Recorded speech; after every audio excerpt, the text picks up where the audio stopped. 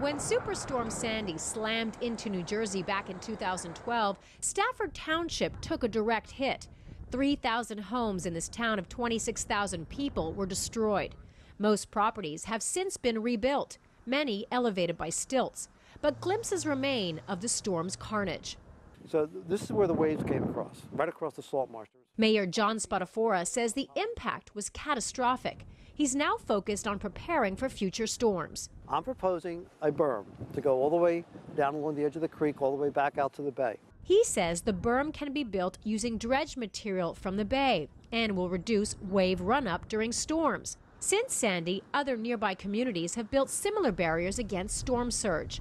On Long Beach Island, the federal government paid $232 million to build a 23-kilometer network of sand dunes and berms. Spadafora is hoping the government will pay for his plan too, which could cost as much as $100 million if implemented fully.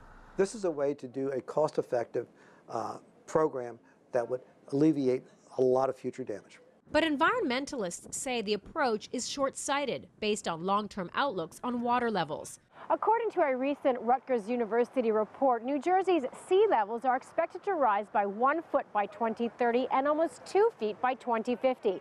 It is estimated that by 2100, communities like these will be underwater. I think it's a little silly to try to deny the obvious. The people who are on the water, either living on the water, working on the water, know things are changing.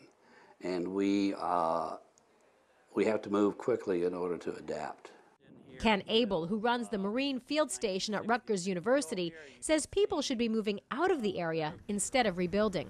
If you're only thinking out 1 or 2 decades, you might be fine. Beyond that, it's a different story. Problem is, most residents don't want to leave. Long term, it may be the right answer, and I'm not saying not to do that. I'm just saying for right now, let's find a short-term solution. In coastal New Jersey, that short-term solution is focused on building buffers. But if the waters continue to rise, as most scientists expect, it could be just delaying the inevitable. Karina, CGTN, Stafford Township, New Jersey.